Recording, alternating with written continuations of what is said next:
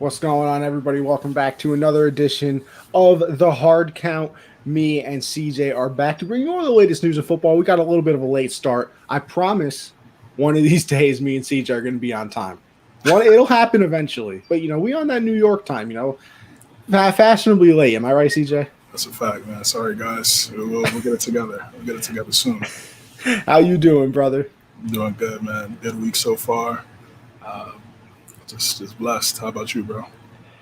Blessed is an understatement to say for sure. I don't know who got to check it out yesterday. Generational Sports, me and Josh got to interview the legendary, and I don't throw that word around lightly, legendary Trey Wingo. So if you haven't checked that out, make sure you go do. If you feel like supporting your boy, maybe throw out a retweet or post it on an IG story or something. Trying to get a lot of attention to it. But yeah, Trey Wingo, we sat down with him for about like an hour, 15 minutes, talked about a lot of things. It was just crazy. So definitely a very cool experience for me. So it's something I'm going to absolutely remember, but we blessed him in here. It's a fact. It's a fact. I was telling you before we started, I checked out here and there. It was looking good. He's definitely has a lot of energy. So I'm looking forward to listening to the whole thing. Yes, sir. Yes, sir. Before we get into it, of course, got to thank the sponsors one time for the one time. So if you're into the betting world, make sure you head over to mybookie.ag. Use code USM100 to double your first deposit. Listen, I had to throw a little money on the Nets, okay? A little NBA title run. Getting Blake Griffin. My people in my other group chat are telling me that Andre Drummond's eyeing them as well. So, listen. The man pulled out the Knicks hat, bro. I don't know about title favorites, but for you, CJ, I might throw some bread on him to win a game or two. Some bread, man. Some bread down. MyBookie.ag, USM100 doubles your first deposit up to $1,000. Then head over to RxHemp, RxHemp-USN saves you 10% on your entire order. Make sure you go and check that out. CBD creams, if you're going to the gym, shoveling snow, doing whatever the hell you're doing, living life, you probably sore a little bit. So go check out RxHemp. They'll make you feel brand new in the morning. Next up, we have our store, Teespring/stores/unwrapped. Make sure you go and check it out. We have all the latest merch. We got shirts, fanny packs, posters, masks, basically whatever you want, we have it. And then, of course, if you want to help support the show like us, the Hard Count has merch, generational sports, backstop banter, keeping it blunt, business casual, basketball, count the bucket, ladies first, Saturday standouts, which you guys will be seeing very soon because, I'm trying to get a little Saturday standouts, Saturday standouts, Hard Count, collab, especially as we get closer to the draft. So make sure you go and check them out, of course. We got Alex chiming in over on Twitch. Okay, shout out my guy, Son DJ. What's good, Alex? Appreciate it. And then we got Christian. Is that the guy who interviewed Wingo? That is I. That is I. I might be a little too Hollywood now for Hollywood now. I might be a little Hollywood. Yo, CJ, you got a ASMR voice, bro? Do ASMR with that voice? Nah. That's Christian. That's Christian. Oh, that's Christian? Oh. Yeah. You got a little ASMR, bro. Make some bread on the YouTube side of things. You know the vibes? Maybe. But make sure you go check out the shop, like I said, Teespring/stores/unwrapped. Oh, gosh. Connie and Wingo are in talks to sign Wingo to Gen Z. Josh has declined to comment. Listen, I said on the show yesterday, it's kind of like the Deshaun Watson situation. I love Josh. But if Wingo was ever like, yo, Connie, I like what you're doing. I want to co-host with you. I would tell Josh to leave faster than the speed of light. Damn. But you know what? I might look like a bad guy for that. But Josh said I wouldn't even have the time to leave. He would bow out peacefully. So, hey, ASMR is pleasing sounds. Yo, Christian really wants to invest in this ASMR stuff with you, CJ. Right, might have a future here. Let's do some business, bro. And then, of course, had to throw out the OnlyFans, bro. Had to. Listen, feet pics for everyone, bro. I'm telling you. CJ said, I'm good. I'm good. I'm all the way good on that, bro. And finally, we will head over to the Patreon. $1, you're supporting the team. $5, you are then entered into a gift card giveaway. You get access to the Discord chat. and you get 10% off the store I was just talking about. $10, you get everything I said before, except the 10% goes to $20, and you get entered into a signed memorabilia giveaway this month. We are doing David Montgomery. So if you are a fan of the Bears and want some David Montgomery merch, make sure you go and check that out. Alex, of course, had to throw out the ASMR, just eating Nan's chicken cutlet. Bro, Nan's been in Albany for a couple weeks. Your boy's got no chicken cutlet. Is crazy, bro. Crazy. Connie kicks it with Wingo one time and thinks people will buy his feet pics. Yo, listen. Alex, there's a market for everything, bro. I'm telling you right now, there is an absolute market of everything. Flood the markets, bro. Exactly, bro. That's what we're trying to do right here. But all right, let's get into it. And you know how we've started out things. Starting last episode, we're gonna start doing top 5 lists. Not your typical, top 5 this or that. No. We're gonna change it up a little bit. So CJ is taking over the list this time. Feel free to play along in the comments. So listen, hold on before I even go on. Con, you look lighter. I can tell Nan's been gone. Let me tell you something. That's just simply not true. I'm still fat as ever. So thank you, Alex. But I have to call cap on that one. But CJ is taking over the list this week. Tell them what your top 5 is. Yeah, so, Dak signed that big-time deal yesterday. Just had me thinking about, some dual-threat QBs over the course of the NFL history. We've seen so many guys from back in the day to now. It's pretty much the norm now. You got, everybody's talking about needing a mobile guy to run a little bit, RPO. So top 5 this week is top 5 dual-threat QBs of all time. All right. This makes it easy for me in a way. I got to go number 1, Michael Vick. I got Michael Vick too. Number 2. Yeah. The OG dual threat, Michael Vick. All right. Does that mean your number 1 is Lamar Jackson? Yes, he is. MVP. What he did 2 years ago was special. I had to put him at 1. It was close. Obviously, growing up watching Michael Vick experience, he was different for sure. I don't know, bro. Madden 04, Mikey Vick. Yeah, Madden 04, he was going crazy. Everybody picked the Falcons, but Lamar did. I mean, throwing the ball and passing the ball, it's special. So I had to put him number 1. I got Vick 2 though. Let me get a little Randall Cunningham action in here. I got Randall Cunningham at 5, actually. Okay. Yeah. Legend, old school, kind of set the mold for a lot of these guys today. What he did in Philadelphia, everybody that knows that iconic play where he almost got sacked and, stopped himself from stopping with one hand and threw a touchdown right after. He was a beast. And then ultimately transitioned into a pocket passer when he went to Minnesota, throwing the ball to Randy Moss and Chris Carter. So a lot of people forget about him, man. He was a problem. I'm going to go with our boy, Cameron Newton. Yeah, I got Cam at 3. Just from Auburn days, just trucking people, and that Heisman year was special. And then his first few years in Carolina was just out of this world, winning the MVP in 2015, leading the team to the Super Bowl. So, I put him at that was a crazy season. He had like 45 touchdowns, 35 passing, 10 rushing. He was on another level that year. So I got him 3. Who do you think is going to be number 4? He's playing today. Oh, see, I was going back in the day. Can we hit? I don't know if it's too early for him, but I'll go Kyler Murray. Nah, not yet. Not yet. See, I thought so. He's playing today. Now, I'm assuming these quarterbacks were actually good. That's why you put them on here. Yeah, for sure. Because, I would have said Mariota, but he's not very good. Nah. Is he a starter today? Yeah, he's a starter. He's one of the best. Can I go Josh Allen? Not yet. But he's definitely creeping up there. Need a couple more seasons. He's a beast too. Damn, let's go down. We're not going Dak, right? Nah. Okay, good. Just making sure. Nah. Listen, I know. Oh man, dual threat quarterbacks. He's playing today.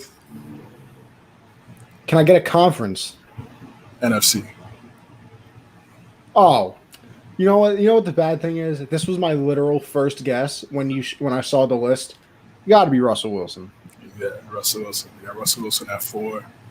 Some magician back there. Obviously, now he's asking for help, which is, as you get older, taking those shots. But the first few years, even at Wisconsin, even at North Carolina State, he was going crazy. I remember playing with him in NCAA. I think it was 13 or 12. And he was going crazy and was using Wisconsin. So he was a problem and ultimately going to the NFL. He's a magician, man. I know that spin move against the Rams a few years ago. It's crazy. So he's a problem. I got him at 4. It's a good list. It's tough. I mean, you could throw Steve Young in there. I didn't even think about Steve Young. My other guess was going to be Dante Culpepper. Culpepper, yeah. Culpepper was he was a little mobile. He was mobile. McNabb was. I was going to throw out McNabb as well. Yeah, McNabb had his moments for sure. It was tough. Like I said, nowadays, if you don't have a dual threat guy, it's like Brady's the only one that's not a dual threat in the top 5. Sean Watson, throw him in there too. That's another one. I think later on in life we'll put Deshaun over there instead of Cam. Yeah, I mean, yeah, for sure. I just think for me that MVP season. Oh yeah, no, I can't. I think he had 49 touchdowns that year. Yeah, he was going crazy. So Trey yelled at me yesterday for saying I never liked Cam even in the MVP season. I said he had a 49% completion percent or 59% completion percentage. And he said, yeah, but he was a beast. Listen, you gotta go check it out, people. Everybody go check it out. Check that out, guys. Check that out. All right. We'll get into the main stories now. Wonderful list. I just want to pat myself on the back, though. Almost a clean sweep. I got a few wrong, but I still got all of them. I like it. Need a little help on the Russell Wilson one, but I'll accept that. But we will get into, obviously, the biggest story that broke this week. Actually, yesterday, during the interview with Wingo, it was perfect timing to get his initial thoughts on it. Dak Prescott reaches a 4-year, $160 million contract, 126 guaranteed. I look at it today. He's making like $636 per second he plays. He got like a $66 million signing. Like, bro, imagine getting a $66 million signing bonus. You got that much money for signing your name correctly. Like no state taxes. No state tax. I'm about to move to Texas or Florida soon. Okay. And this New York state tax. Yeah, because do you have to pay the 5 boroughs tax too? Yeah. Oh, that's a tough one. That state taxes is I can't do it in these certain states, man. Certain states is tough. It's a rough life out here. It is. But what do you think about the deal? The money, building around him, everything. Everything that goes into it. I think it was the right deal. Finally, I was kind of tired of hearing about it every single week, every single day for the last 2 years or so. I think that got all the money deserved for sure. You look at, like you just said, 126 guaranteed, making the 40 mil. Last week we talked about whether or not he was worth that much bread. It's all relative to the market. So ultimately, my reaction is just expectations. Now it's NFC Conference Championship, Super Bowl. You gotta get there. You're in a winnable division. Best quarterback in that division right now. We'll see what happens with Hurts. We'll talk about that later. But right now, it's just haven't seen enough. Daniel Jones, inconsistent, and we don't know what Washington football team is going to do. We'll find out probably after the draft how they move in the direction in terms of a guy under center. So they got their guy. So no excuses. Has to stay healthy. He was durable before last year. Never missed a game. So that's a good thing. It's you gotta win some games. Got to be first, second seed in the playoffs. You paying him that type of money, expectations got to go through the roof. So that was my main reaction. I'm glad he got his money coming from where he came from, 4th round draft pick. Everybody thought Romo was gonna ride off in the sunset for the last couple of years. Romo got hurt and never got the job back. Sent him to CBS. So Tony's collecting that bag as well. I think he gets collecting that a season to do that. Yeah, he collecting that CBS bag, but remember he wanted to play. Remember Romo had to do the press conference like this is Dak's team, and yeah, bro. He definitely cursing him out under his breath. Yeah, he proved it. He showed out. They do need to win some playoff games now. Like I said, they have the weapons on offense and defense. They need some work for sure. That O-line is there. Most of those guys are reaching 30, close to it, especially Tyron Smith and Zach Martin. But they got their leader. This is the guy that everybody rallies around. Yeah, rallies around. Yeah, so they respect him, and we saw last year how much of a loss it was. Didn't bring in a guy like Andy Doe and Garrett Gilbert. Those just weren't the answers. Yeah, I go back and forth on it. I think that for the Cowboys, it's a bad deal. For Dak, of course, you got your bag. You're good. CJ with the hands out here catching the falling water bottle, bro. Is that what I just saw? That was my mic. My mic it's that Yeti. Oh, still got the hands though. I have to put you out at tight end for the Pats, bro. We need something, bro. But yeah, for Dak, congratulations. You got your money. For the Cowboys, I think you're going to get a lot of the same. You're right. It's a winnable division. I think if you don't expect the 1 or 2 seed, well, not even. If you don't expect the 1 seed out of the Cowboys from here on out, there was no point in signing him. Because if you're going to pay a quarterback that much money, you have to at least, be playoff bound. I just struggle with how much it is. I said this before. I'm not the biggest Dak fan. I'm really not. He struggles against teams that are over 500. He has MVP numbers against teams that are under 500. You look back 2 years ago when he started out the season, he played like the Dolphins, the Jets, and a bunch of teams like that, and he was godly. And then they went on to miss the playoffs. So, it's a different world to be considered in that Mahomes range, and that's what he's getting paid like. And I struggle with that because now, like you said, you can't build that offensive line around him. You can't have that 4th and 5th receiver. You can't have 2 DNs or a backup lineman and things like that. So, obviously, lots going to play into this. You have to get the draft right from here on out. With Dak making all of this money, it's not a situation where he's making middle of the pack money or lower end money anymore because, he was that 4th round pick. They did the whole thing backwards. They paid Zeke, who if they waited after these last 2 seasons, he definitely wouldn't have got the money that he got while he sat out. They paid Jalen Smith, I believe his name is, the linebacker. They paid DeMarcus Lawrence. I mean, they paid everybody but Dak. They paid Amari Cooper as well. Right. So they did it backwards, and it somehow worked out for them. I just don't know how much it works out. They have their skill position players signed for a long time. I think Dak signed through 2024 now, along with Amari Cooper. I believe Blake Jarwin is signed through 2024. Zeke signed through like 2026. So they have, all the skill position players, but we saw it in the Super Bowl. None of that matters if you don't have the line and if your defense is going to give up points. And until like the middle of the season and towards the end, this isn't my opinion. This is a factual statement that the Dallas Cowboys defense was on pace to be one of the worst defenses in NFL history. Like, they were terrible. They drafted a corner. I believe it's Stephon Diggs' cousin? Yeah, his brother. Or brother. Trayvon Diggs. Yeah, Trayvon Diggs. I'm sorry. He's not the answer. DeMarcus Lawrence got that. It's rookie year, bro. Bro, this man was getting burnt like he's a piece of toast. He played better towards the end, though. But first few games, he was definitely getting toasted. For sure. This man, DeMarcus Lawrence, got the bag and said, I ain't trying hard no more. Leighton Vander Esch be getting hurt. He seems to be their new Sean Lee. What was that? Sean Lee. Yes, Sean Lee. He seems to be their new Sean Lee. When he's on the field, he's good, but half the time he's hurt. So, listen, if you're Dak, you're not going to sit here and complain. If you're the Cowboys, I wouldn't have done it. I would have let him. I seriously would have let him walk, and I know it looks bad on the team and everything like that because he got hurt out there betting on himself and playing for you, but $42 million in his first couple of seasons because the contract is set up weird.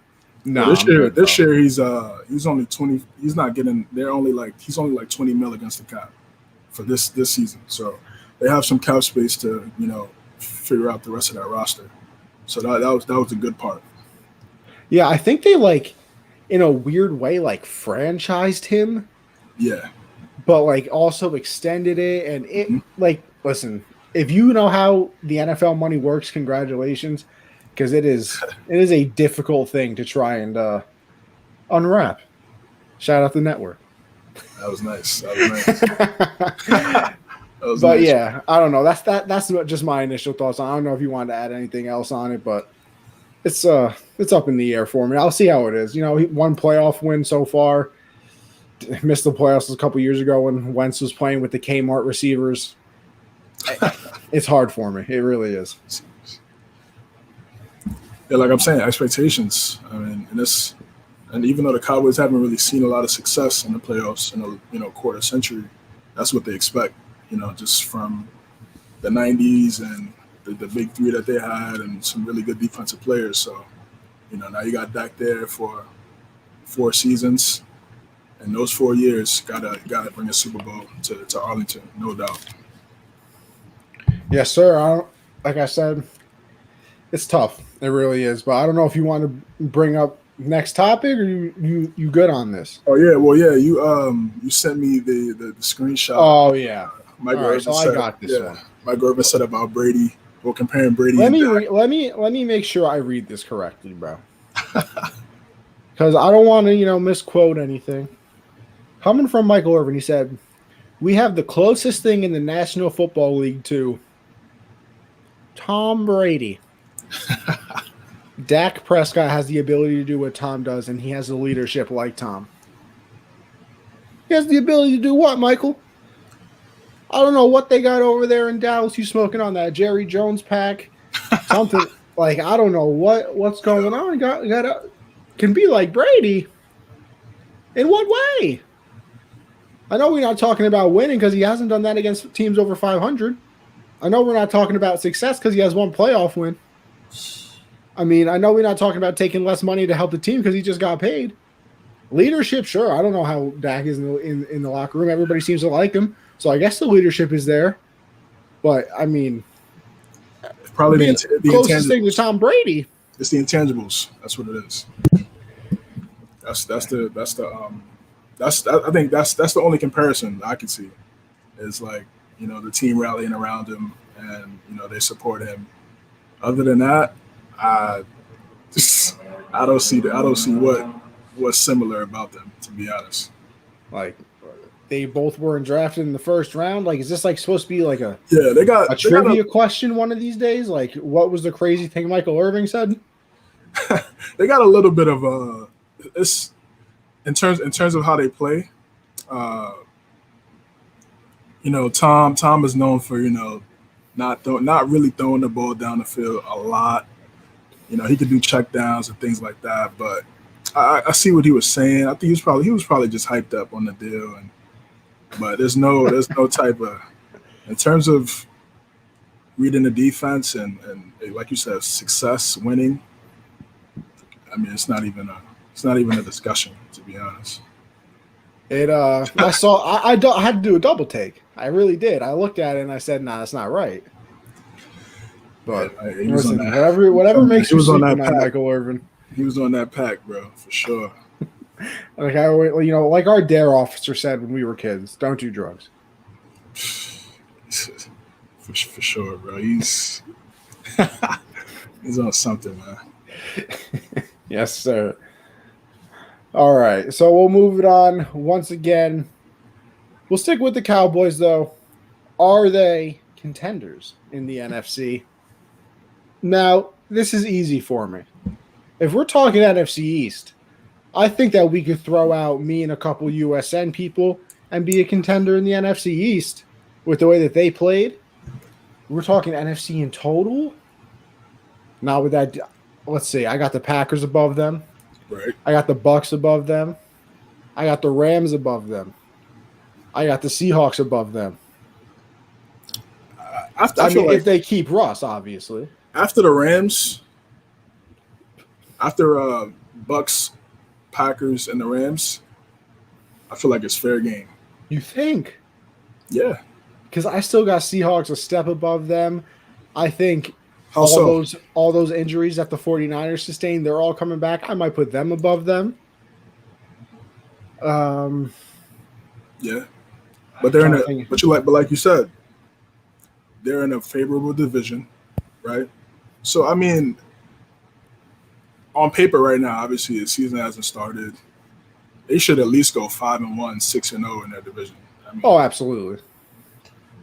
like anything less than that is just. I understand division games are close, and that we always see closer games against your rivals, but 5-1, 6-0. So that that's 6 wins right there. I don't know what the rest of their schedule looks like.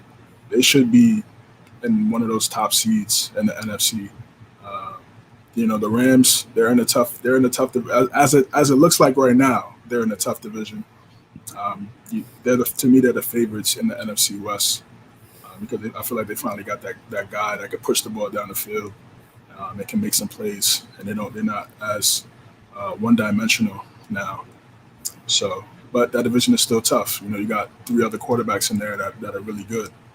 So, what's their win to loss record going to look like at the end of the Now, season? here's my other thing. Are we playing 17 games this year? Is this the first year of the 17 game schedule? I think it is. I think so. So, Yeah. that's another.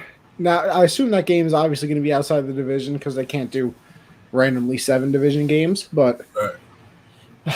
I like it. 17 games, more football for us. I mean, like I said, I'm never going to complain about more football. So I think there'll probably be 2 teams out of the NFC West. yeah, Maybe three.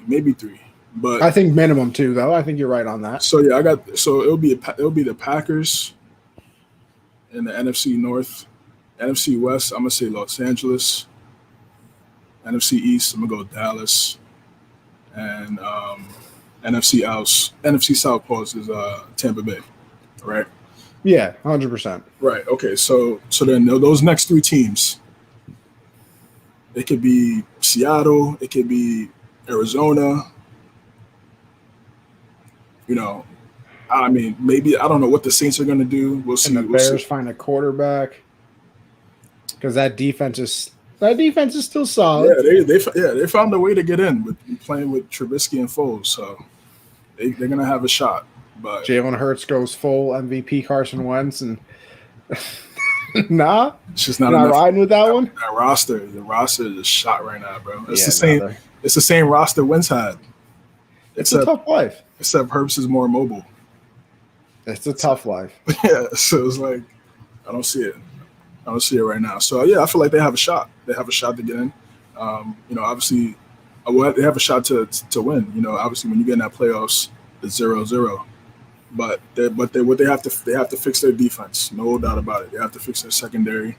They have to fix their front 7. Like you said, you gotta have a front. Your trenches need to be intact on both ends.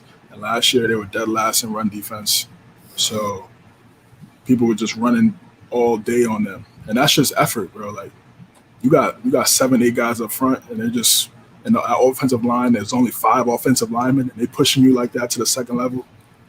That's Embarrassing. Right. So they got Dan Quinn now, who was he was supposed to be this defensive guru when he came out of Seattle, but like I always say, like at the end of the day, it's usually 9 times out of 10 it's the players that make that scheme.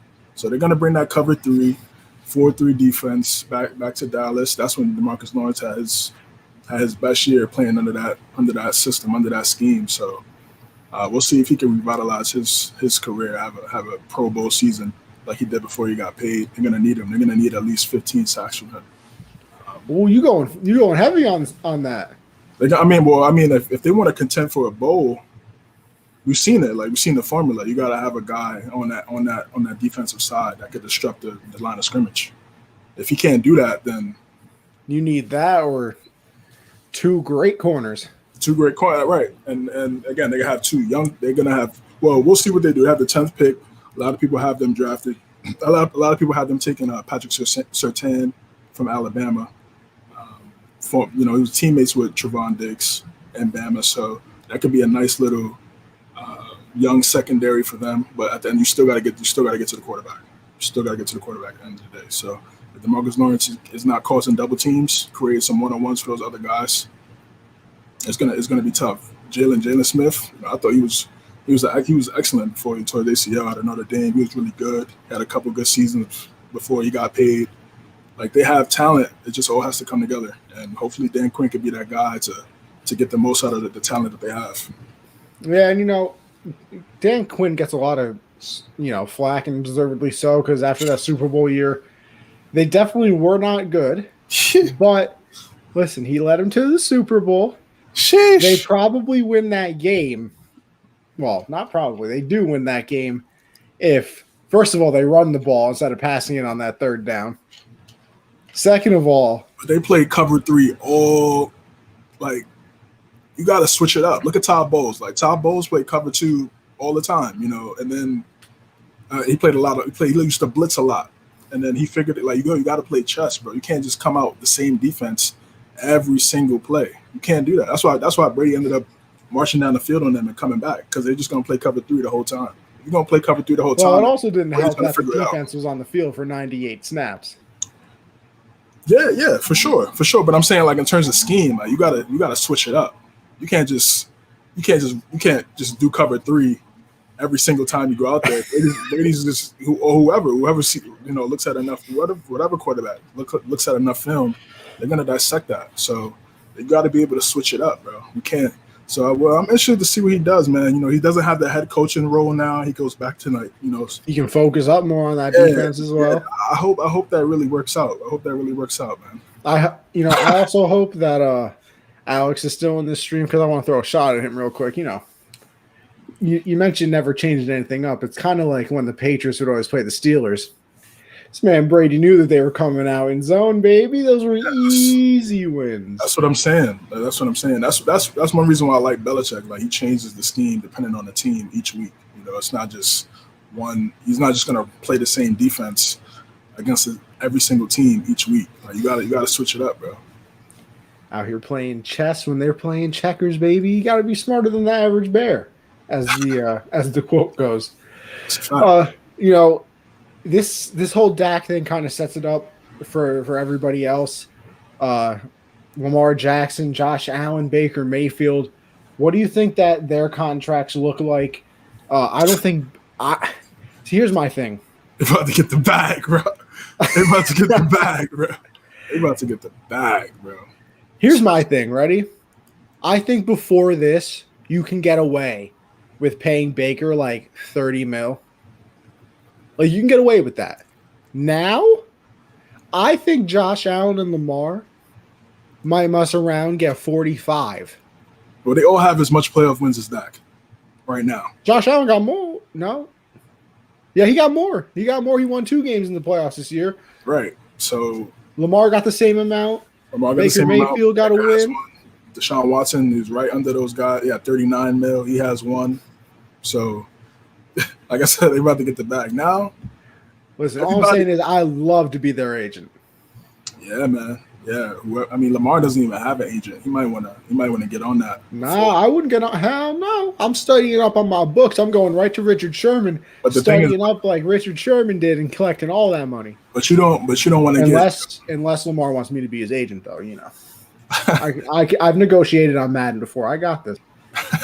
But you don't want to get finessed by these teams. These teams have been doing contracts for decades. So, little things in the contract that can favor them. You want to make sure you get all your bread. So I think he should definitely try to look into getting one of these top guys to help him. Maybe he feels like he's good right now, but in due time, you gotta know your worth. But yeah, those guys are gonna get paid for sure. Like all 3 of those guys had the most successful seasons last year in terms of success, winning. All right, so what do you think about this then? I'm going Baker 38, only because of Dak. Like I said before this, I thought you could get away with 30, 35, because Baker, let's be real, he's a game manager. He is. It's okay. Yeah, right now, because this last year was the first year he had some type of structure. This is true. I'll give you that. He was on his 4th head coach in his 3rd season. That's what I'm saying, bro. Like, first 2 years, it was like It was what am I doing? You know, rookie season you saw the potential, but it just wasn't enough there. And then it was too dysfunctional. What was it? Hugh Jackson was the coach's rookie year, right? Remember that awkward clip from Hard Knocks? Hard Knocks. This man calls him and the backup quarterback into the office and says, "You know what, Baker? Congratulations." It was Tyrod. Yeah, it was Tyrod? Yeah, it was Tyrod, yep. He said, "Congratulations, Baker. You've won the backup job." Yeah. Excuse me? Like, I won the backup job. Like, I thought I'm coming in here saying I outperformed Tyrod. I'm gonna be a starter day one. This man basically just said, "Congratulations, you're our backup." Bro, I was the number one pick. I'll make damn sure. I hope I'm the backup. I was for TV. What a moment. That was for TV. It was super cringe, though. It was really cringe. I was just like, what? Like, I felt uncomfortable for him. Yeah. And they're like, got all the cameras at HBO. Oh, like, God. No, he could have, he held it down, though. But could have scratched that one. 38. Right, we'll go 38 for him. Lamar won an MVP. I think he gets like 45. I'm thinking he's at 45. I think Josh Allen, 42, 43, because he didn't win the MVP. I mean, he has the playoff wins. 45 for him as well. Possible. But that's my range I'm thinking right now, just based on the Dak deal, because I think if you rank Dak, besides Baker, I would have put him below the two quarterbacks we just mentioned, 3 quarterbacks if you mentioned Mahomes, 4 quarterbacks if you mentioned Russell, Aaron Rodgers, that's 5 at least he's below. I mean, yeah, you said Baker's a game manager. What's Dak? No, I think. Oh, you're talking to the wrong guy. I think Dak is too. I think Dak is a glorified. I think Dak is Jimmy G with a lot of talent around him. Like, bro, I would hope Dak makes plays when you're handing the ball off to Zeke your first 2 years, who was basically the unstoppable best running back in the league. So you had 9 people in the box. And then, let's go out and get Amari Cooper, who probably one of the best, if not the best, route runner in the league. And then we're going to go ahead and draft you CeeDee Lamb as well. And we're also, Michael Gallup is going to turn into a stud as your third receiver. So, and his first 2-3 seasons, he had an excellent offensive line. So let's not that's why I don't think they should have paid him too. You don't know what he can do when everything isn't perfect. We know what people like Deshaun can do. If Deshaun Watson has a 10-6 record this year, he's in the MVP conversation. He wasn't because their team is terrible and they couldn't win. We know Russ can do things when it breaks down. Brady's been throwing to somebody he found in the stands his entire career. So, let's not act like Dak hasn't had a great situation his entire career. Like, was his coaching the best with Mr. Claps-a-Lot, Jason Garrett? No. It certainly wasn't perfect, but if you're that good, you should be able to go above what should bring normal people down, in my opinion. So, I have Dak like the 11th best quarterback. Yeah, that's fair. I mean, 8 to 12. Because Perry was mad at me. He made me make a list. If going into next season, I would take those 5 quarterbacks I mentioned. I'd still take Brady over him. That's 6. I loved what I saw out of Justin Herbert. You say Baker or Dak? No. I would take Dak. He's more mobile, better decision maker. Like I said, I loved what I saw out of Justin Herbert. I would have taken him ahead of Dak if I'm starting my league right now. Yes. This was a hot take as well. I loved what I saw out of Joe Burrow. I would have taken Joe over. Gotta stay healthy, but yeah, it looked like he was definitely. So that's putting Dak at like 9. I can't remember. Oh, didn't even mention Deshaun Watson, easy money. So got Kyler. I would take Kyler over him too. I know a lot of people don't like Kyler. I don't know why. I think he's bad. That offensive line is garbage. They probably get destroyed against the practice squad. So, it's hard. But like I said, the 11 range, getting back to the conversation, can they win the NFC? Yeah. And, what we were focusing on, I think if Dak can get this for what he's done, you start spending your money now if you're Lamar Jackson, Josh Allen. And then Baker Mayfield's going to get a payday too. So, pat on the back to them. It would be smart for the teams to extend those guys now, because if you wait 2 years like the Cowboys did with Dak, you're ultimately going to be ending up paying more down the road. And it's just going to take just one of those guys to be the standard for who's next. So whether it's Lamar, whether it's John, and that's why these teams are going to wait. They're going to play this waiting game of who's going to go first, who's going to extend which young quarterback first. So, and then be like, oh, well, and then, like I said, that's why it's probably best for him to get an agent, because the agent could go to the team like, well, we got Josh making XYZ, and our guy is, former MVP. So, like, where does he stand? So, it would be smart for the team to definitely be in negotiations with those guys right now. Obviously, the downside is, Wentz and Goff when you do that, but I feel like those guys we just mentioned have had some more success recently than those two. But you take risk in life. So that's just what you do. Hopefully, those guys continue to grow and develop as QBs as you give them the bread. Yeah, and like you said, I think it would be smart to extend them now. Imagine if Lamar goes on, wins the Super Bowl this year, or Josh Allen wins an MVP in a Super Bowl to match what Mahomes did, because then you're really talking about some money. Because you can look, because at that point Mahomes' deal was 2 years old. So now you're saying, listen, that was 2 years ago. I know the salary cap went up. You guys just signed your 15th $600 billion TV deal. So don't tell me that you guys don't have enough money. At that point, you start getting into the 50 million conversation if cap continues to go up. So it's a wonderful time to be a quarterback. Let me say that. Somebody will get to 50. Oh yeah. I don't think it'll be one of those guys. It'll probably be Mahomes. They'll probably redo his deal, and he'll probably make 50 first. He'll probably be the first one to make 50 mil annually.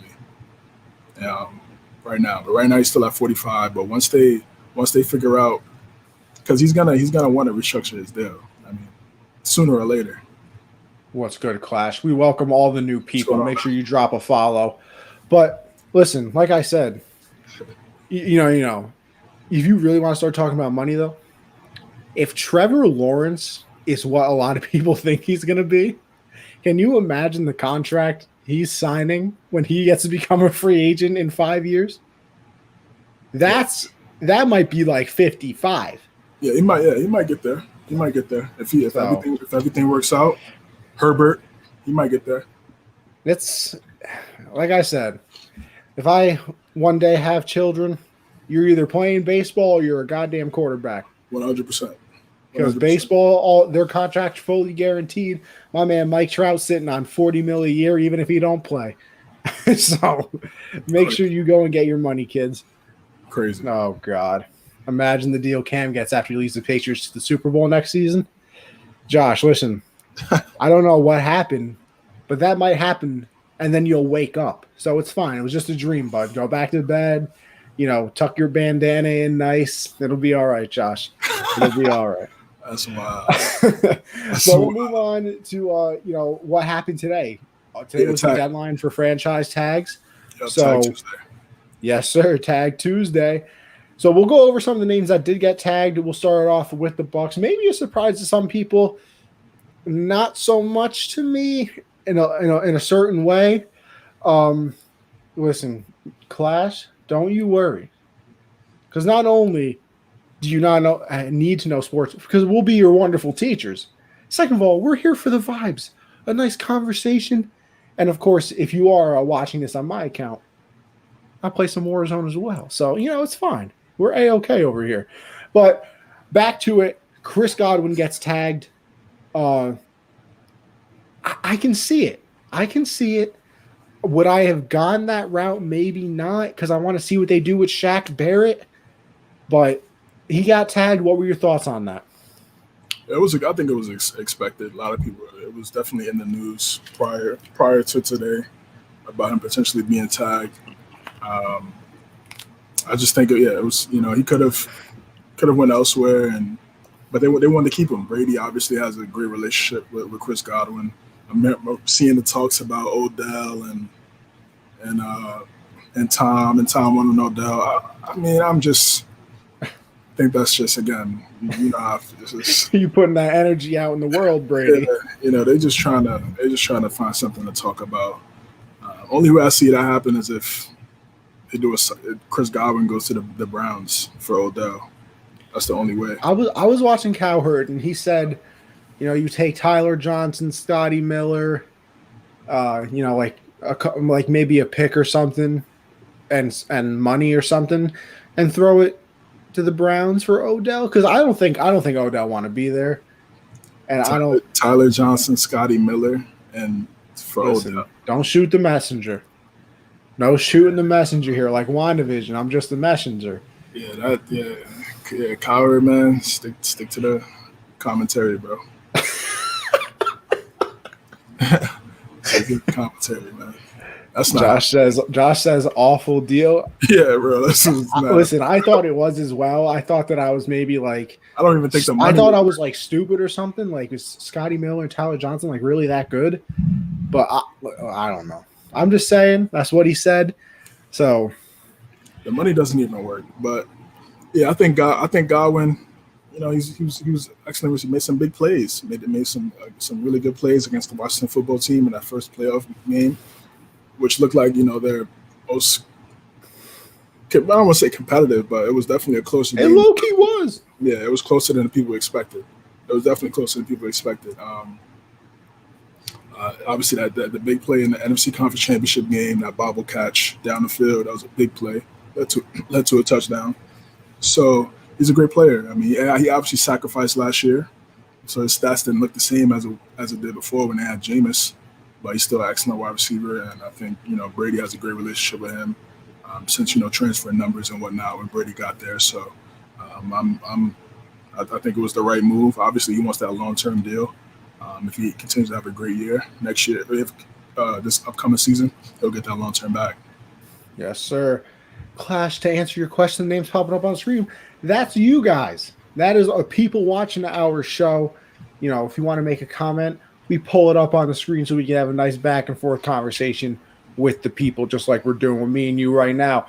But like you said, I don't hate it for the Bucs. Godwin became a big part of that offense. I'm interested to see what they do now, obviously, because that takes away some money. What are they going to do with Antonio Brown? Can they get Shaq Barrett back? Ndamukong Suh is also a free agent. I mean, there's a lot of moving parts with the Bucs, but I think we're gonna jump into that later anyway. So it'll be interesting. Yeah, Allen Robinson got tagged by the Bears. What's your thoughts on that? I mean, listen, I got one thing to say, and my co-host did a great job with saying it. Hashtag free Allen Robinson, man. Can we get the man some help? Can somebody pray for the kid? Allen Robinson out here being a borderline top 10 receiver. Probably is a top 10 receiver. I'm kind of disrespecting him. And he got Mitch Trubisky or like Nick Foles. Free Allen Robinson. I was so disappointed when they tagged him. Like, unbelievable. Not only because I thought he was going to come to our Patriots, but free Allen Robinson, man. I don't know how you felt about it, but I think Josh summed it up beautifully. Free Allen Robinson. Yeah, I was a little disappointed. I feel like it was definitely a guy that New England could potentially be looking at. Extremely reliable, makes big plays. Bortles, Trubisky, and Foles. Get this man a quarterback. He going the DeAndre Hopkins route, bro. I remember that one year Hopkins had like 4 quarterbacks in a year, still put up like 1,000 yards. Yeah, so, man. Yeah, he's definitely in that category of carrying the quarterback, and he's really good, really productive. But the Bears, I don't know. We'll talk about Chicago in a little bit, but I don't know what their direction is, but it is smart on their end to make sure they have a number one guy for whoever they have on the center next year to be able to make some plays. But yeah, New England just got to scratch that off the list, man. No one bites the dust. For sure. Leonard Williams heads over to the franchise tag as well. He came over from the Jets. Isn't it kind of crazy? Everybody gets away from Adam Gase, and all of a sudden they're good again. Leonard Williams gets the franchise tag. I think I saw that they were looking for a long-term deal as well. I see. This is the one that I saw coming because, in a way, I didn't like the trade for him originally. Not only because I wasn't sure about the talent, but he was going to become a free agent, and then the Giants traded a pick for him. Now you have to sign him because now you're an idiot if you don't. But he's been productive for the Giants, so it has been a win for them. Easy franchise tag, in my opinion. You work towards that long-term deal. I don't think it's going to be anything crazy. I don't think he's, a premier pass rusher, defensive tackle type of person, but he's solid, and, solid gets you paid. So I don't know how you thought about it. Yeah, I feel the same way. I think, first couple of years and with the Jets, definitely looked promising. And then, like you said, the Gase years, I don't know, everybody's morale just goes down when he's there. It's like bad juju. But first year with Joe Judge looked pretty good. Joe Judge, I like him. Obviously coming from the Foxborough tree over here, special teams coach. Now getting a second year as a head coach. That defense played pretty well last year. He was definitely one of the reasons why. So I think it was definitely vital for them to keep him. Yes, sir. And then the last player that we'll talk about getting the tag was Justin Simmons. You got thoughts on that one? Same thing. I mean, it's a smart for Denver. Gotta have somebody on that back end. Third round pick. A lot of people didn't even know who he was. Went under the radar. He's definitely one of the best safeties in the league. Hopefully eventually down the road they could tag him and give him some long-term bread too. So I think it was smart by Denver to do that. Yeah, it was smart. Like you said, kind of an underrated person in this league right now. He has turned into one of the better safeties in the league. I mean, if you're the Broncos, who else were you really going to use this franchise tag on? Exactly. I didn't look at their free agent list, but there's probably not a doubt in my mind that he would have been the biggest one. So smart tag by them, but nothing out of the ordinary. Now we can move it in to the players who did not get tagged. And some of these, not surprises, but, they're names that are going to be out there and shopped around a lot. I guess we can go back and forth on this. We'll start off with Aaron Jones, and we'll go with the best team fit for each player. So I'll give you Aaron Jones. Yeah, I feel like they was a little. I understand that the tag was. The Packers don't have a lot of money to begin with, so I get it from that perspective. And tagging him, giving him top running back money, they obviously don't see him as a top back, or maybe they might give him a friendlier deal if they're able to extend him long term. But I just think right now, I think the best fit.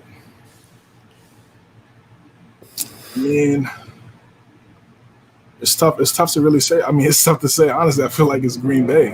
I think Green Bay is the best fit for them. He had a great relationship with Aaron Rodgers these past few seasons. I think him getting hurt in that NFC Conference Championship game went under the radar for sure. I mean, yeah, he fumbled. Yeah, he made that fumble, which kind of changed the game a little bit. But who knows what happens if he's in that game, because he could catch the ball out the backfield. He's pretty good between the tackles as well. So I think he's a vital piece for them. I know they have A.J. Dillon. I know they have Jawan Williams as well. But I think, his production over the last 2 years definitely speaks for itself. And, they should try to do everything they can to keep him. He's a great weapon. If not, I mean, I don't know what's going on. Can I throw this name out here for you? Yeah. What team? The Bills. Yeah. I mean, I know they drafted a running back in Zach Moss. I know they have Devin Singletary. Don't care. I don't care. Get Josh Allen, a running back like Aaron Jones. You can bring the defense up. Have Diggs over the top, Beasley in the middle, Dawson Knox, the tight end. I love Aaron Jones to the Bills, but I would also love this one as well. New England got the best O-line in the league. He dominated there. The league is in Definitely the league. I don't know about best defense in the league, but I wouldn't mind Aaron Jones. I don't think the Patriots would pay Aaron Jones money though. I don't think Bill is ever going to pay a running back that type of money. James White is getting like scraps. James White, Rex Burkhead. I mean, Sony. Who's the guarantee combined is like $5 million. Yeah, literally. But next player we go over to Kenny Gallaudet, finally getting out of Detroit. Love this one. Yes, I see the hands rubbing together. CJ, yes, what team? Come on, man. Definitely. I mean, New England has to take a look. Now, he was hurt last year, battled with some injuries, only played 5 games. But that 2019 season, he was excellent. Big time catcher, has a big radius in terms of making big time spec catch plays in the red zone. That's what we need. We need guys that can stretch the field and is clutch and have really good hands in the red zone. So whoever the quarterback is in New England could definitely use a guy like that. Match with hopefully Edelman will be back in the slot. We'll see. And then I got like a second-year guy and Jacoby Myers can make. Third-year guy and Jacoby Myers can make some plays too. So I think Kenny Gallaudet would be a great fit for the Patriots now that Allen Robinson is not available. Yeah, I'm praying for it, CJ. But if not, Baltimore. I think Baltimore would be a good spot as well. I think they need a number one guy desperately. A lot of people. I know you've criticized Lamar for his throwing ability, and I've had some questions as well. But it's also a little tough for me to judge, considering the fact that he's really throwing the 3s and 4s or 2s. I mean, Hollywood could be a 2. Yeah, Hollywood's a 2 on a good team. Yeah, so it's like he's not really throwing to elite wide receivers right now. So I think bring a guy in like Gallaudet, Mark Andrews. And with that run game, then we can see what's up in terms of Lamar and his progression from a QB in the pocket, which we've seen. But having that guy, that number one guy, it changes things. Look what happened with Diggs and Buffalo. It was a big time pickup. See, I love the Patriots one. Big fan. Because we need wide receivers in the worst kind of way. Man. I'm going to throw a different team out there as well, though. T.Y. Hilton's a little old now. The Colts, Kenny Gallaudet, get Carson Wentz another weapon. You already got Jonathan Taylor there. T.Y. can slide to your number 2 position. Listen, I like that a lot as well. I think it would help Carson a lot, get a big body receiver that can go out there and get it. They already got Jonathan Taylor, like I said, who looks to be, young, obviously, who was his rookie season, but I think a lot of people have a lot of faith in him. He's back with Frank Reich, so hey, get Carson Wentz Gallaudet. Gallaudet and Michael Pittman Jr. I like that. That's 2 possession guys make some plays, and that's what Carson Wentz. He likes to throw the ball down the field, so I think that'd be pretty good. That'd be a pretty good wide receiver duo. I don't know what their cap looks like right now. I think they got room. Like they got room. Yeah. What do you think his market would be? I mean, we kind of saw it with Dak. His top money's like what, 16 annually? Yeah. That's probably. What I think he probably would want like 18. I mean, it's steep, but the Colts have a lot of things figured out. They have their quarterback figured out, and they're not paying him this year because, like I said, he is a dead cap hit against the Eagles. So you would have to make it work down the line. God, the Eagles messed that one up. Jesus. But so they got to make it work down the line. But for right now, it's good. Taylor's obviously not making money. I don't think anybody on the O-line's making any crazy money. So I think they can make it work. I really do. But the next person I think I also know your answer to this one as well. Hunter Henry. What team is the best fit?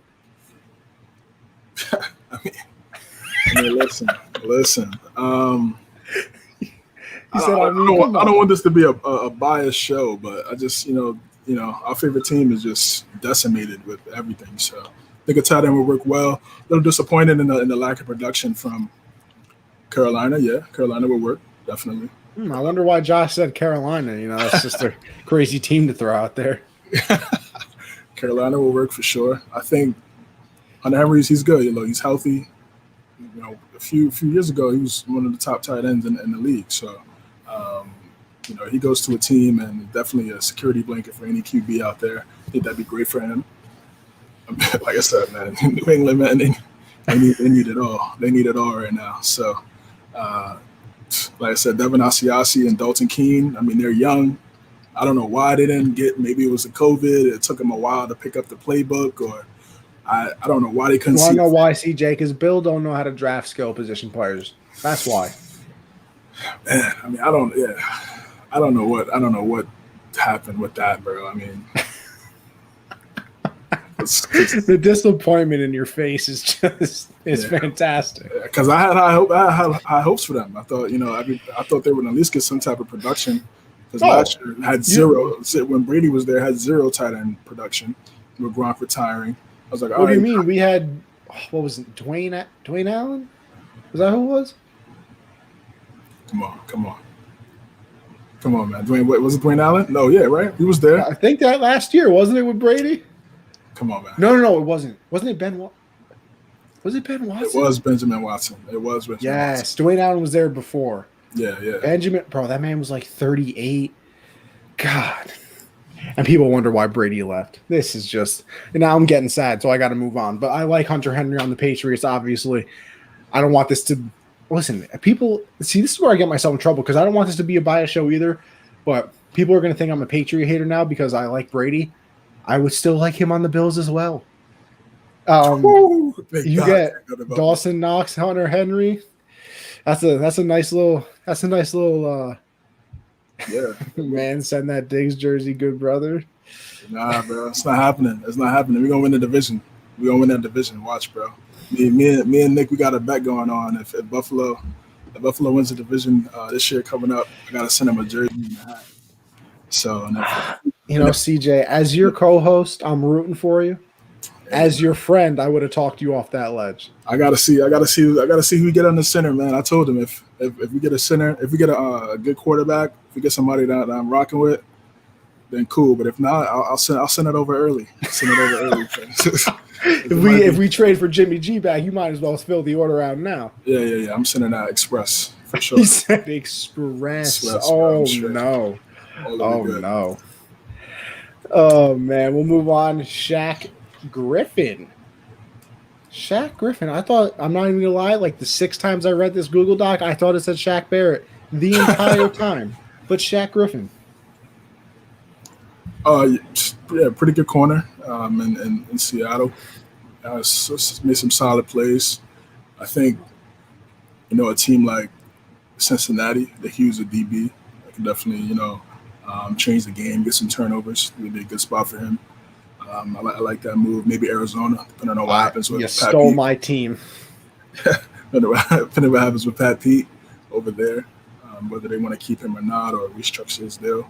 I think Jerry Kirkpatrick is also a free agent too. So it just depends on what type of, what he's asking for. If he's asking for top corner money, then I think the teams may limit. Yeah, it definitely will shorten. But if they could try to negotiate with some of these mid-level teams with some cap space that could also contend, you go to a good team and make some plays. Yeah, like I said, you stole my team. I think Arizona could use a corner for sure. Excuse me. Move on. Chris Carson.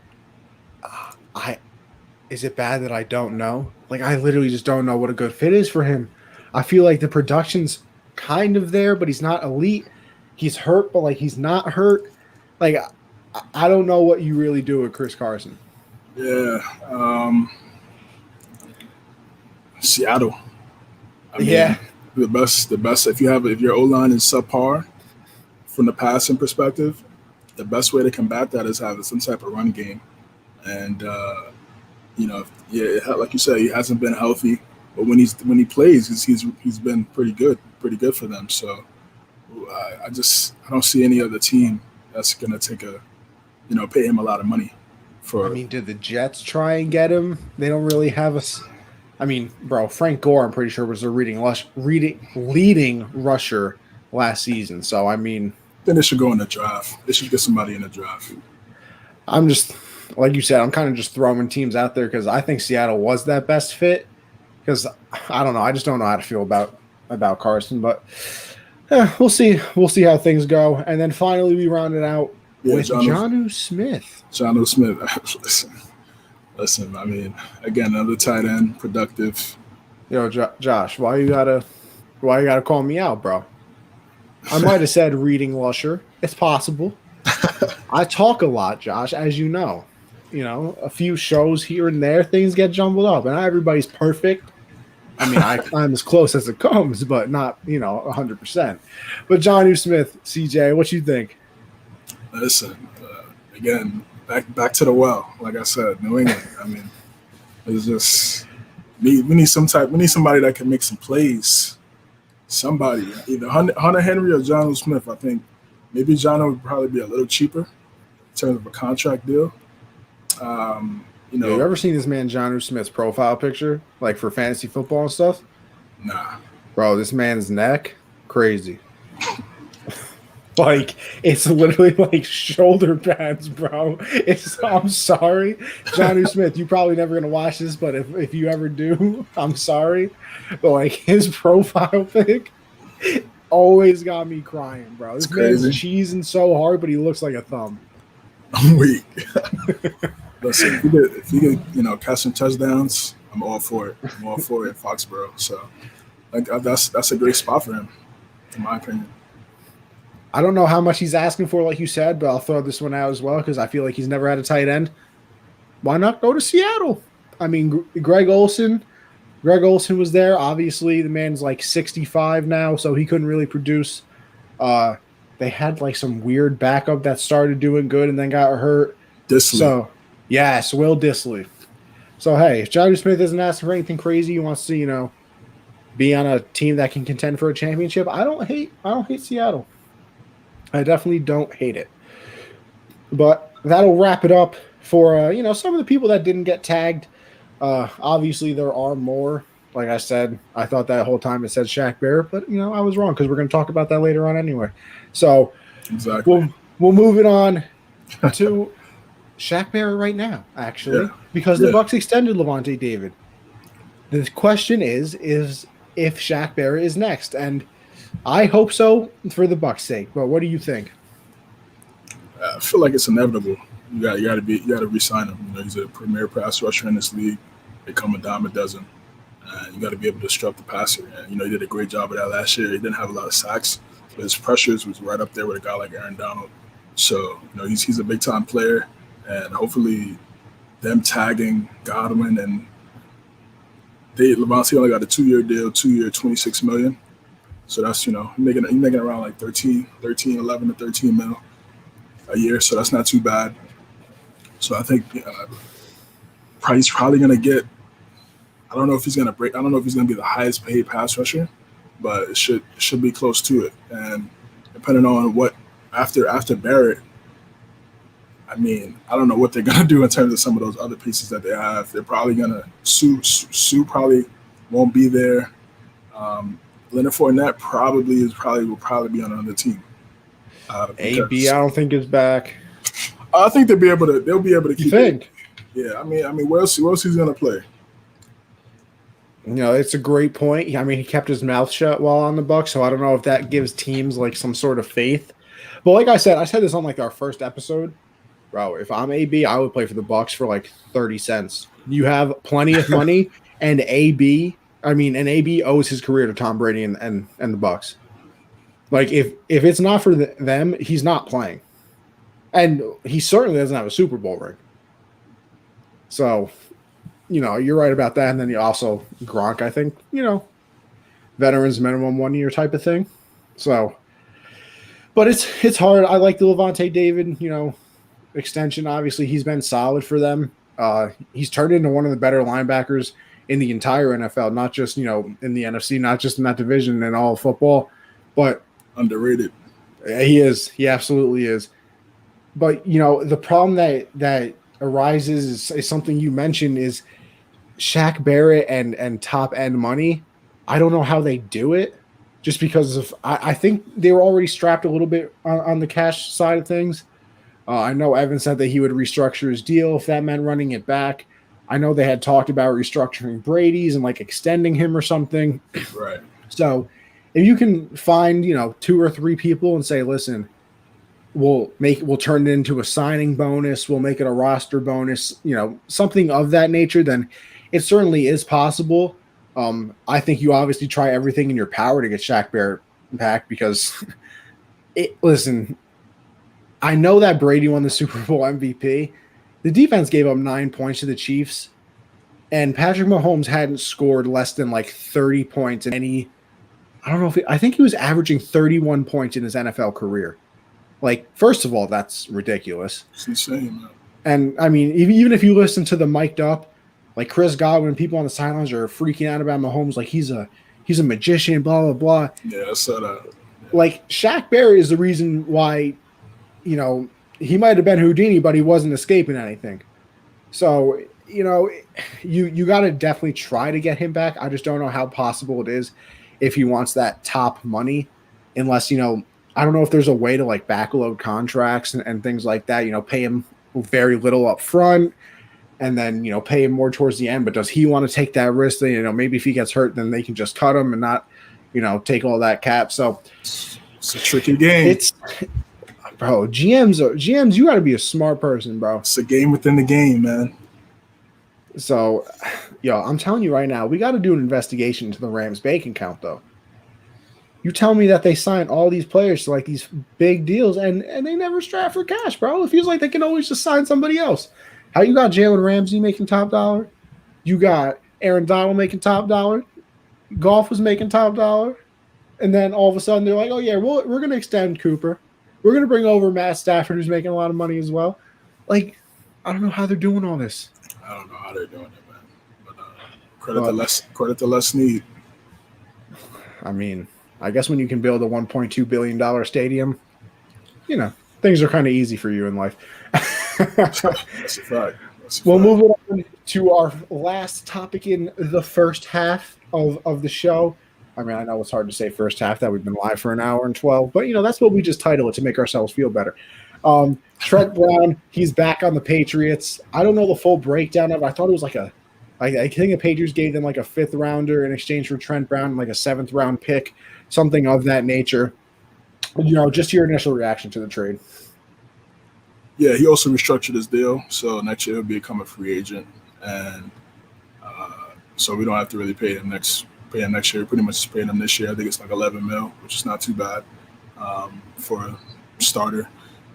That just didn't work out in Oakland/Las Vegas. Just a bad fit. He wasn't healthy, and I just feel like he could have played better, but New England saw the opportunity to capitalize, and Bill's done it again, man.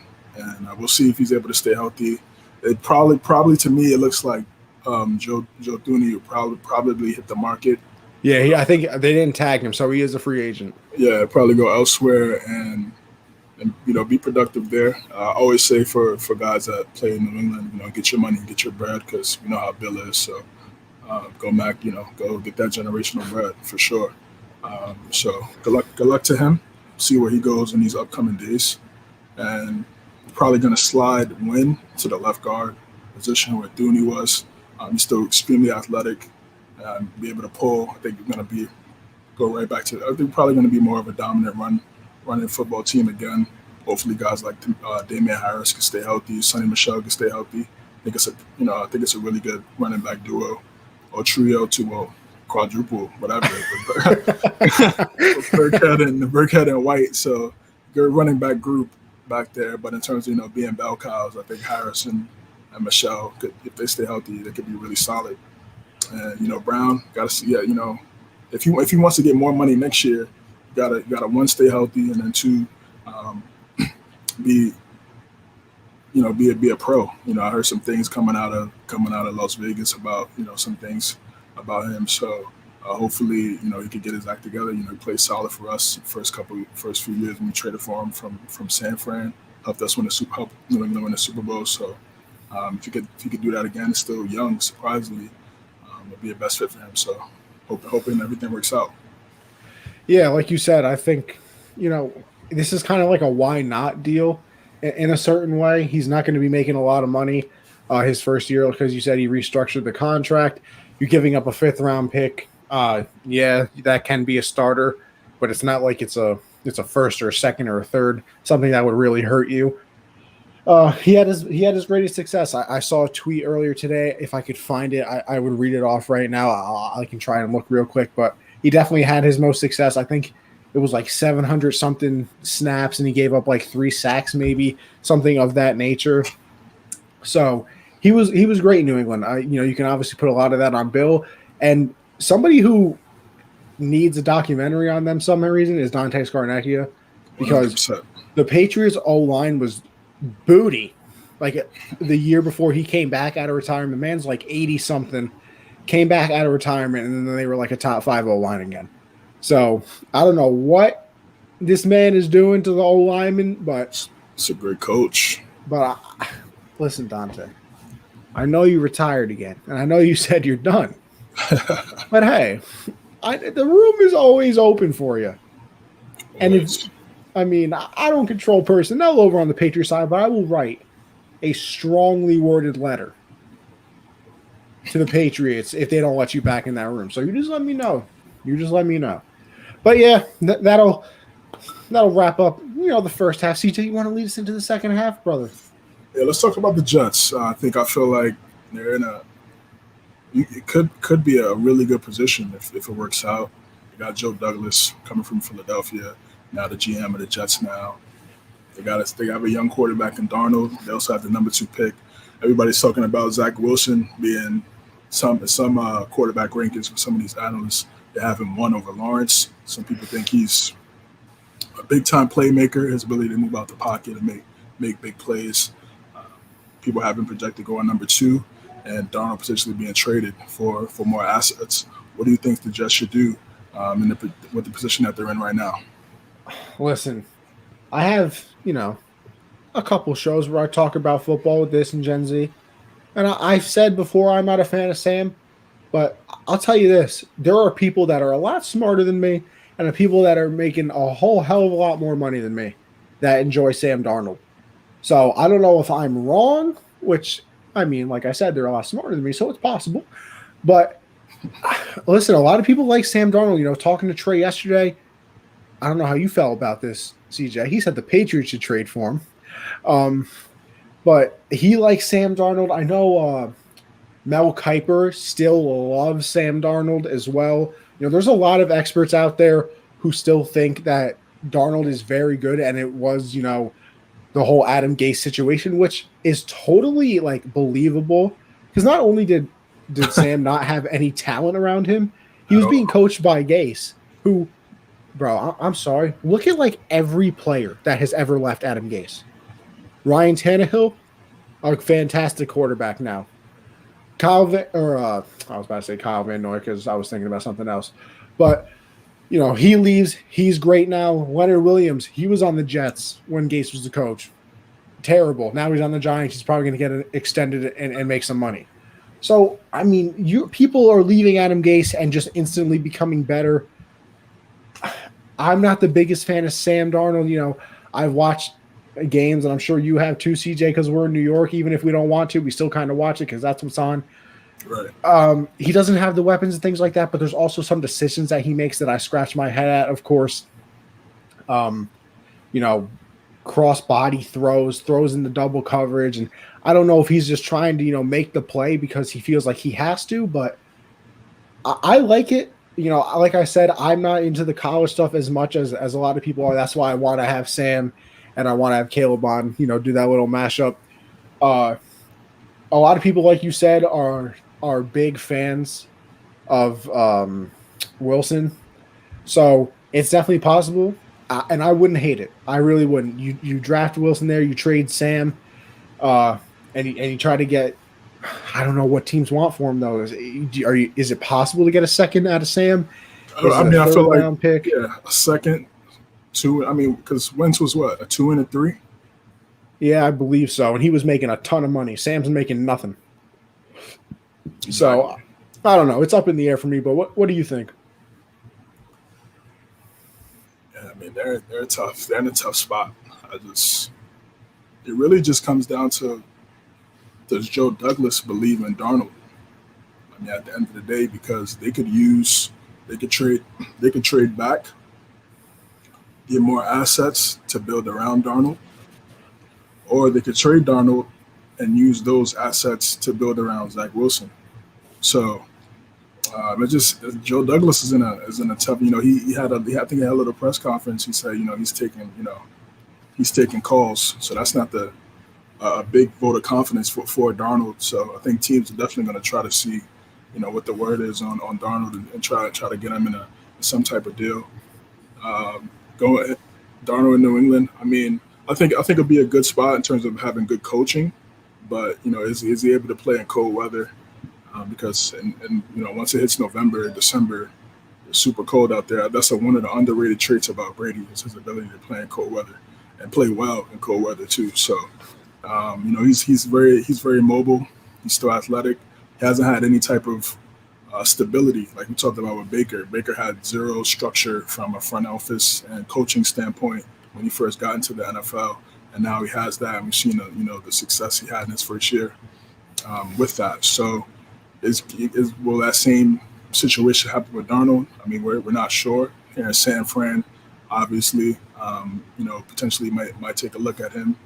I think that'd be a good spot. Depending also with Garoppolo's health, you want to make sure you have a good backup, or they might move on from Garoppolo and see him as the future. So it's tough. It's tough. I think just off what Joe Douglas is saying, I think they're probably going to take Zach Wilson, number 2, and trade Darnold and try to get more assets on day 2 of the draft, which ultimately end up being starters. So I see them doing that and moving forward. I mean, everybody's high on this guy. I mean, I didn't see a lot of games. I've seen some game cut-ups on YouTube of him playing like every single throws against some teams. Looks good. He's mobile. People talk about the competition, but I don't really buy into that because Josh Allen went to Wyoming. Big Ben went to Miami of Ohio. So it's like, Russell Wilson went to North Carolina State before he went to Wisconsin. Like, it's just. But didn't Aaron Rodgers go to some weird school as well? Aaron Rodgers went to Cal, but he went to Cal, but before that he went to a JUCO team. So it's just. A lot of these top guys, Dak went to Mississippi State. Like, a lot of these top guys don't really play at these, Lamar, Louisville. They don't go to these top schools. Patrick Mahomes was Texas A&M. Texas Tech, right? No, Texas Tech, yeah, my bad. Right. So yeah, it's like, if you're good, you're good. And a lot of people are really high on him right now, depending, looking at the film, looking at the tape. So, Joe Douglas wants to bring his guy in. They have a new head coach, Robert Saleh, defensive-minded head coach. Mike LaFleur, brother of Matt LaFleur. Knowing that you see the type of offense that's going on with the Packers. We saw the offense that he had when he was the OC in Tennessee. How they had some success here and there, a couple seasons. So, if they want to bring a type of guy with that similar skill set, look at Ryan Tannehill, very, very mobile, move out the pocket. Aaron Rodgers, obviously, mobile, can move out the pocket, make plays down the field. I think that's a good fit for them. So I think they're going to go Zach Wilson, and in the division where like I said, we talked about Buffalo. My boy thinks they're going to run the division. We'll see, but I think I feel like it's still up in the air right now. And if they could get that guy, and he's really good for them, well, why not make that move? I still wish we went 0-16 and drafted Trevor Lawrence. Or Zach Wilson, man. Yes, sir. Yes, sir. Oh man. All right. Next up, you taking it? Taking next up? Yeah. So it's like already everybody's counting out Tua. He's only played, I think, 5 games or so. Just not even the media. People on his team on the Dolphins were completely sold on his play last year. And they felt like they should have went with Fitzpatrick throughout the whole season. They might have an opportunity to go to the playoffs, even though despite going 10-6. And people are already talking about the Dolphins making a mistake and not taking Herbert over Tua. What's your thoughts on that? You think they regret it? Think it's too soon to judge him? And how do you see this? How do you see the Dolphins going forward? See, I'm in a tough position again because I think I've stated before, and if I haven't, I'll state it now. I was never a fan of Tua. It's not because I don't think he can play. I thought it was the injury front. It kind of scared me away from him a little bit. Obviously, Justin Herbert had a fantastic season. I believe he set the NFL record for most touchdowns by a rookie. And here's my thing that would scare me the most. It's not, the regret of taking him because, listen, if we're going to be honest here, picking NFL players and especially quarterbacks is a crapshoot. I mean, you literally have no idea what's ever going to happen. You look at Winston and Mariota, they're both backups, 1 and 2 pick. Goff and Wentz have both been traded. I mean, Josh Rosen was like the 10th pick. He's on a practice squad. Everybody thought Lamar couldn't play. He might be the best person in that draft class. I mean, it's up in the air. So regret, strong word for me. If I'm them looking at it now, the thing that scares me the most, like I said, is that he's supposed to be your franchise guy, and in big situations, you put in a 12-year plus or whatever, 10-year plus journeyman quarterback to try to win you games. Like, this isn't a situation where, like, you had a legend on his last legs where, like, you could put him in the game and, lead you down the field because, the rookie was struggling a little bit. Like, it's Ryan Fitzpatrick. The man's been on, like, 10 teams. He's good for, like, 3 games a year where he turns into Fitzmagic and then he turns into Fitztragic after that. So it's – like, that's what scares me the most. It's not the fact of, the regret. And, like, right now, if you look at it, yeah, you regret it because Justin Herbert had an amazing rookie season, offensive rookie of the year, all this, blah, blah, blah. Down the line, too tough to tell right now. It's one season. Like, let's be honest with ourselves as well. So if you're looking at it now, you regret it, yeah, but who says in 5 years Justin Herbert doesn't all of a sudden, suffer an injury or something goes wrong and then or Tua just becomes the next whoever you want to say. It's so up in the air. These things are so hard to predict because, are they in the right situation? What if the coach changes this, that, and third skill position players? So I think regret is too strong. I think you look at the situation moving forward. My biggest thing is you're putting in Ryan Fitzpatrick in the biggest moments when you're telling me Tua is supposed to be your number one guy. That would be like if me and you do this show all the time, and then all of a sudden we have, Stephen A. Smith on the show, and you say, listen, Connie, you've been doing a good job talking to me, but I don't need you talking to Stephen A. I'm going to bring somebody else in. Like, that means you don't fully trust me to do the right thing. So it's a little bit of a struggle. That's what I'm most concerned about, but regret with the Herbert over Tua thing, I think it's too early for me. What do you think? Yeah, I think the narrative of the lack of off season and COVID and everything with that, it seems to be a lot of people take it as they pick and choose how they want to use it. I think it could have easily played a factor in Tua's development. He was coming off the hip surgery, so he really didn't have a lot of time to really train and develop as a quarterback. He was really rehabbing the hip, making sure he was healthy. So I feel like this season right here will really show if he's really that guy. He's 100%. This is his first year since having an injury where he could train, develop as a quarterback. He's completely ready to go. He knows it's his team. Last year, battled with some things. Some teammates probably didn't believe in him. Was he fully healthy for them to really judge? I mean, we don't know. But I think right now, I think it's too early. Obviously, right now, hindsight, 2020, it looks like Herbert is going to be a beast, and we don't know what happens with Tua. But honestly, Herbert 2 years ago it was a projected number 1 overall pick. He just decided to stay at Oregon, so he was always going to be good. And Tua, everybody thought Tua was going to be good too before the hip. So I think people talked about drafting him over Burrow. Exactly. There was a lot of discussion before he got hurt. They were neck and neck for Heisman before Tua ended up getting hurt. So I just gotta wait and see. They gotta put some weapons around him. They don't have a great running game. They don't have Devontae Parker's good, but is he a number one? We'll see. Gesicki is a really good tight end. I like him. But other than that, they don't have really world beaters on the outside. The O line is solid. So I mean, you got to put some pieces around him. Everybody's not going to be, Herbert year one. It takes time for some of these guys. Everybody is so quick to, get the guy off. Pretty much just get rid of the guy just because you see another guy and it's working out for him. Everybody's story is different. Everybody's situation is different. So hopefully, he's mentally strong enough to not really listen to the media, listen to, maybe some of his teammates, that maybe doubted him, put the work in, and trust in himself, trust in his belief, and continue to watch film every day, get better, and we'll see what happens. And in the AFC East, because they were right there. Yes, Fitzpatrick played a part in that.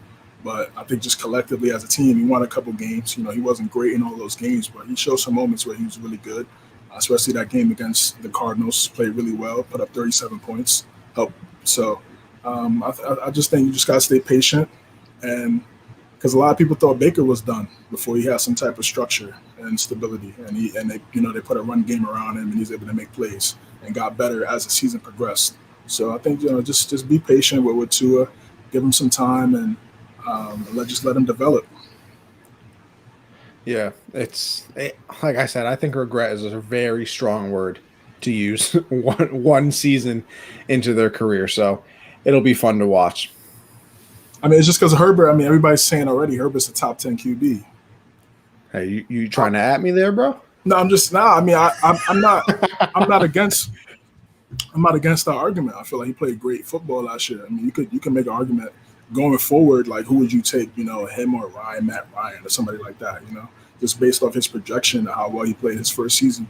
Honestly, their run game wasn't great either. Their defense wasn't that great either. So I get speaking it. of defense, can we all pray to the football gods this offseason that Derwin James gets to play a full season, bro? Like, yeah, man. Yeah. I'm begging for it. His rookie year, man was out of pocket. Yeah, hopefully he can stay healthy, man, for sure. He's been nicked up so far in his career. He's a great player. So it'll be interesting. It'll be interesting to see their trajectories. But bring us into this final topic, CJ, and then we'll wrap it up from there. Don't want to keep everybody too much longer. Yeah, back to Chicago. They have Trubisky. They have Nick Foles. Just underwhelming season last year. They did make the playoffs, but just for so many seasons, they just haven't been able to find that guy. For a storied franchise, and to me, a big market in Chicago. They haven't had a guy that's really consistent since Jay Cutler, but Jay Cutler had the talent, but he didn't have the intangibles to really be a franchise quarterback. So, what do you think? What do you think the Bears should do going forward? They have the 20th pick in the draft. Should they trade up, try to make a splash and get one of these young guys, or should they? The free agent market is not that great when it comes to quarterbacks. I'm seeing a lot of Mariota. I'm seeing some other things. What do you think they should do? Well, I'll bring this up because Josh said it before. Darnold would be great in Chicago. I got into various arguments with this in the football chat a while ago about Chicago. I don't care what it is. I still think I would trade the house. You had Russell Wilson put the Bears of all teams on his wish list if he was to get traded. I would call up the Seahawks right now and basically offer whatever the hell they wanted for Russell Wilson. Is it going to hurt your cap space a little bit? Probably, but like we said, the cap space is going to go up as the years go on. Are you going to have to give up some draft picks this year? Probably.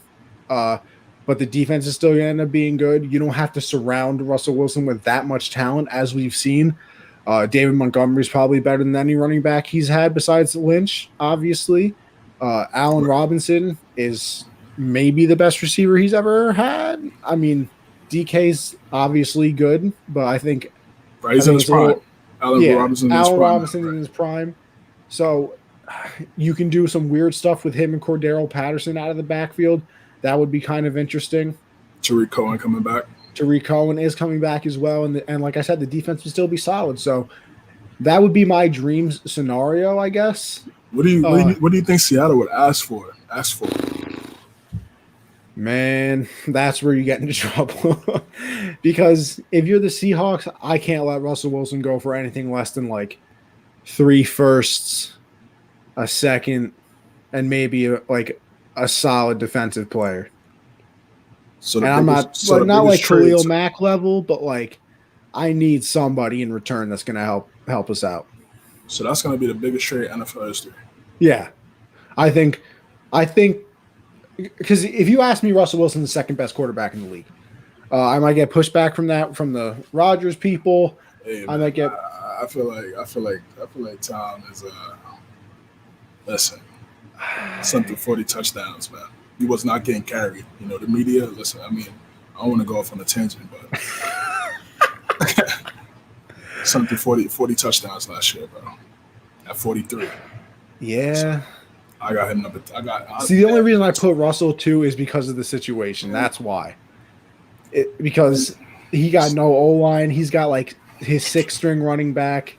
His defense was supposed to be the worst in NFL history. The Cowboys were going to be the second worst in NFL history. So Russell Wilson has been through his struggles. Yeah. As we got Perry chiming in, killing it, boys. Appreciate it, man. Thank you, boss. Sorry. Of course you come in right as I say the Cowboys are terrible, but you know, whatever. But like I said, I put Russ there just because of the circumstances, but either way, I think besides Russ, who like the only person that would get a bigger trade is Patrick Mahomes. And like that's bro, if you trade for Patrick Mahomes, you literally have to hand them the key to your stadium because they might ask for that as well. Like if you're trading for Mahomes, you need like 4 first-rounders, 2 seconds, and maybe your quarterback. Well, Deshaun is people saying 3 ones. All right, then if it's Mahomes, you need 5 ones. I don't know. Like whatever precedent is set with a trade like this, if it was to go down, Mahomes would shatter it. If the Chiefs right now said Mahomes is on the market, best offer wins him, I think teams would lose their minds trying to get him. I mean, yeah, but the thing is, like, what are they going to add? Like, say if they trade for one of those top guys, right? Deshaun or Russell Wilson. Seattle's they're gonna ask for 3 ones. What's the rest of that roster gonna look like? I mean, I'm pretty sure they're gonna try to ask for other players. Maybe that's why I feel like they maybe should. 3 ones. Mitch Trubisky. I'm not taking that. I mean, the 3 ones. I want 3 ones. Yeah, Mitch Trubisky and like a defensive player that's like good, not like some nobody 3rd-string linebacker, like a solid piece. Yeah, that'll I mean, I think the Seahawks would say yes. Maybe. Maybe. Or they could just keep I don't know. I'd probably just try to work it out with Russ, bro. I mean, all right. What do you think? I like the Darnold move. I like the Darnold move. I think, it's not, you're not sending a house, second, maybe a 3rd.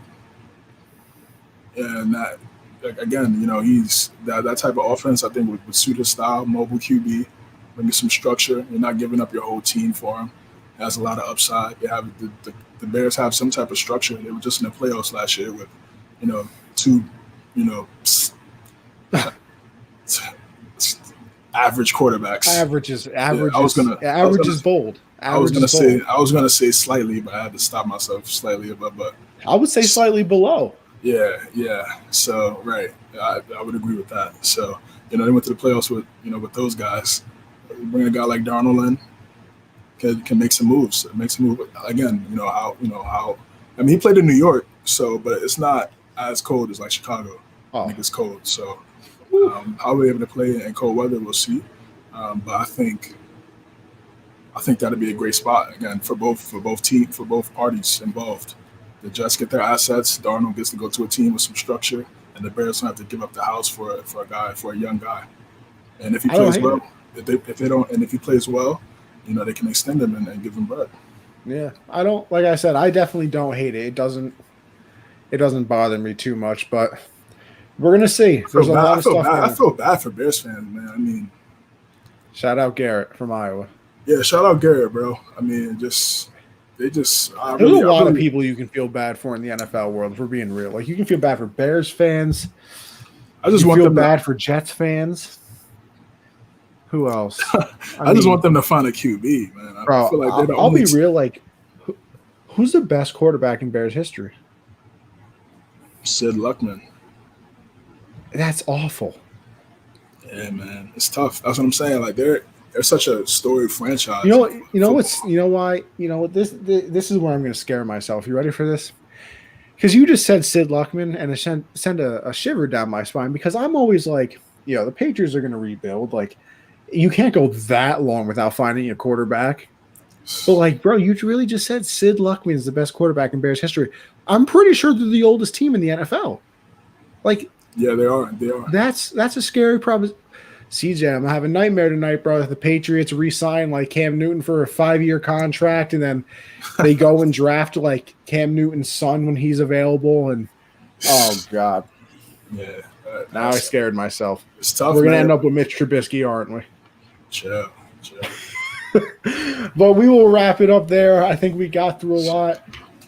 Shout out the NFL for making me and CJ's job a lot easier than it should be, because the NFL is always in the newspaper. Let me tell you that. Every time we think we're not going to have enough to talk about, we got more than enough topics. But we held it down for this episode. I'll make these ad reads quick so we can get on out of here. I thank everybody for watching. Of course, we went an hour 40 right now, so if you stay through the whole thing, you're a soldier. But if you're into the gambling world, make sure you go over to MyBookie, mybookie.ag, use code USN100. It doubles your first deposit up to $1,000. So if you want to make some bets, I'll give you an easy one, okay? You see this team right here? Yankees over 95.5 wins. Put your house on it. Easy money right there. So make sure you go hammer that one down for your boy. I take 10% for my gambling, picks. Feel free, unless I lose, because then I never told you them. So make sure you go check out MyBookie USN 100 RX Hemp. If you're sore from the gym or just life in general, RX Hemp USN saves you 10% on your entire order. They got the CBD creams on over there. We have our Unwrapped store as well, Teespring /stores/Unwrapped. We have Unwrapped gear, t-shirts, sweatshirts. I got a poster here that I still got to find somewhere to put on my wall. Stickers, basically everything you want. And then, of course, you want to support a show like us, you can go down, scroll down a little bit. We got all the shows, Saturday Standouts, Keeping It Blunt, our show, The Hard Count, Backstop Banner, Generational Sports, Ladies First, Fights Unwrapped. I mean, listen, if there is a show on this network, there is merch for it as well. So make sure you go and check that out. And then finally, but of course, last but not least, of course, is the Patreon. $1, you're supporting the team. $5, you get entered into a gift card giveaway. You also get 10% off the store. And you also get entered into our Discord chat. You're like an honorary member of Unwrapped. So make sure you go check that out. And then the $10 tier is everything I just said, plus the 10% goes to 20%. And you get entered into a signed memorabilia piece each month. Last month, we gave away a Keenan Allen signed jersey. This month, we are giving away a David Montgomery signed jersey. So make sure you go and check that out for all of our Bears fans out there. I know you're suffering. So go get a David Montgomery jersey for your troubles. That's it. CJ, what you got for the people before we go on out? Yeah, that's it for me. Definitely CJ versus the World on PSN, on Twitch. You can find me on Twitter at that handle right there. Guard Up Podcast. Yeah, man, 4 for 4. Yes, sir. 4 for 4. Yo, CJ, I'm gonna tell you right now, if you don't say like the 5 for 5, 4 for 4 thing after every show, I'm gonna be disappointed. We're gonna have to keep that up. Try to switch it up. I don't wanna make it. I love it. TB12, man. Oh, I didn't even notice that. Okay. Yes, sir. I'm gonna have to get me one. Oh, that's the 7? Yes, sir. Oh, now I gotta go buy one. See what you're doing to me, bro. I should be saving my money. Get that, man. But as for me, obviously this show, make sure you tune in every Tuesday, The Hard Count. Me and CJ breaking down everything in the football world. Thursday, Backstop Banter. It's this show, but baseball edition. Everything in the baseball world. Opening day is so very close. April 1st, I believe it is. So we're breaking down each team's, We got Dalton on most of the time, sending us in videos on how to be a better player. Last week we had Josh on the show, kind of did a baseball 101 class with him so we can learn everything about the baseball world. It was fun. And then finally, generational sports. I mentioned it a couple times throughout the episode because I was very excited. Me and Josh interviewed Trey Wingo yesterday. Host of NFL Live. He did ESPN Radio, hosted the draft on ESPN. I mean, he's done basically everything. So that interview is fantastic. It got, emotional in some parts. It was funny in some parts. I mean, it kind of had everything for the people. The Dak contract broke during the interview as well. So if you want to hear his thoughts on it, you can check that out as well. But please do me a favor and go check out the Trey Wingo episode. Definitely my biggest accomplishment to this date, to say the least. So just check that out. And then Twitch, Anthony_Conover, Anthony Conover on Twitter, and then Gen Z Sports for the show as well. That'll wrap it up for me. CJ, like you said, 4 for 4, brother. We'll be back next week. I appreciate everybody for tuning in.